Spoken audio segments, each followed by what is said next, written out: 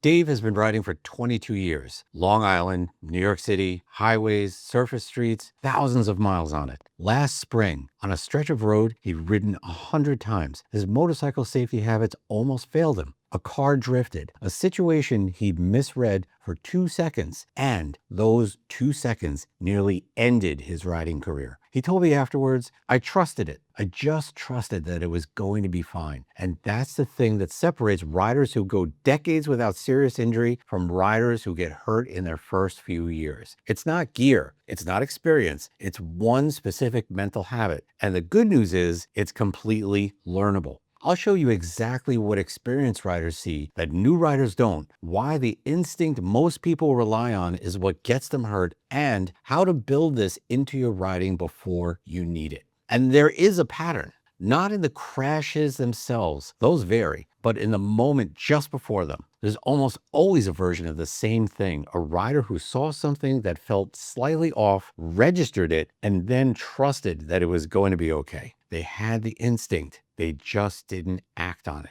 When a new rider is on the road, they're watching what's directly in front of them. The car 10 feet ahead, the stop sign coming up, the immediate physical space. This is survival mode, and it makes sense when you're still building the mechanical side of riding, but it's also exactly why new riders get surprised so often. They're reacting to what's already happening. An experienced rider is watching 3 to 5 seconds ahead, not just the car in front of them, but the car 2 vehicles further up. Brake lights in the third row, a driver in the left lane who's been sitting in the same position for an unusual amount of time, head slightly turned, a car idling at a gas station exit pointed towards the road waiting for a gap. They're not just seeing what's happening, they're building a model of what's about to happen. And when the model updates, when something shifts and doesn't fit the pattern, they respond to that update before anything has gone wrong yet. This sounds like a talent. It's not. It's a learned behavior, and you can build it deliberately. Every experienced rider I know plays some version of this game, usually without calling it anything. You're riding and you're running low-level scenarios on everything around you. What if that car at the intersection doesn't see me? Where do I need to be to survive that? What if the truck in front of me stops short? Where's my out? What if that SUV sitting in the lane beside me suddenly decides it needs to be in my lane in the next 3 seconds? You're not being paranoid. You're being prepared. The question isn't, will this happen? The question is, if this happens, what do I do? And you answer it before you need the answer. You pre-solve the emergency before it's an emergency. The riders who get hurt, including riders with years of experience, often describe the same thing in hindsight. They saw something that felt slightly off, a car positioned a little wrong, a driver who hadn't checked a mirror, a situation that had the early shape of a problem. They noted it and then trusted that it was going to work out. The what-if game is specifically designed to override that trust with a planned response. Here's my question for you. Do you play some version of this game when you ride? Is it something you develop consciously, or is it something that happened gradually over time? Tell me in the comments. I want to hear from riders at different experience levels because the answer shapes how you teach this to somebody who's still building it.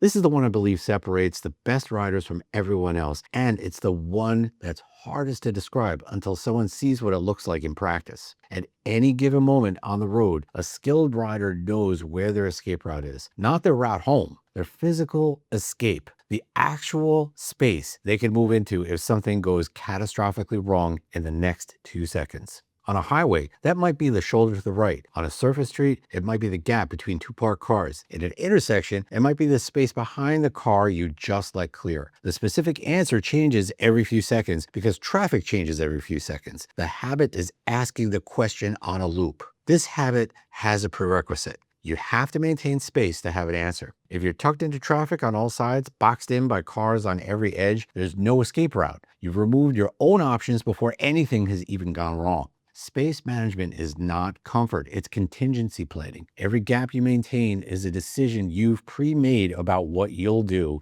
if you need it. Car drivers operate on a set of assumptions that mostly work for them. They assume the car in front of them will maintain the speed. They assume the merging driver checked their mirror. They also assume a green light means the intersection's clear. For the most part, those assumptions hold. And that's the problem. Car drivers are trained by years of experience that their assumptions are generally safe. So they stop verifying. They outsource their safety to expectations they carry. You cannot do this. Not on two wheels where the margin for error is a fraction of what it is in a car. The counterintuitive truth is that this is actually your advantage as a rider, because riders who internalize this are more alert, more adaptive, and they make better real-time decisions than most of the drivers around them. You've had to build skills that cage drivers never needed. You can't afford the same kind of comfortable inattention that most cars run on. The riders who drift into trouble, even with experience behind them, are often the ones who started thinking like car drivers. The ride went smoothly 500 times in a row, so the 501st, they trusted him. One bad assumption held for 2 seconds. That's usually all it takes. This is the piece I want you to carry out of this video because it's the least obvious and it's probably the most important. Familiarity is not protective. On certain roads, in certain conditions, at certain intersections, you've crossed 1,000 times. Familiarity is a risk factor. Because familiarity is exactly the mechanism that disables the what-if game, you stop asking because you already know. You stop verifying because you've seen the situation before and worked out. When I look at cases where riders with 15, 20, even 30 years experience still ended up seriously hurt, there is almost always a moment in the story where they trusted the situation instead of verifying it. The road they'd been riding every morning for 8 years, the merge that they made cleanly 100 times, the intersection they could have navigated in their sleep. That comfort, that confidence built on repetition can quietly become the thing that gets you hurt. Not because experience is bad, experience is valuable, but because experience can breed exactly the kind of complacency that this framework is designed to prevent. The mental habit isn't about skill level. It isn't something that you earn and then get to stop doing. It's a posture you maintain every time you're on the bike, regardless of how many miles are behind you. Not anxiety, not hypervigilance, just a constant low-level state of active engagement with what's actually happening around you. Riders who operate this way don't find riding more stressful. If anything, they describe feeling more present, more focused, more connected to what they're doing,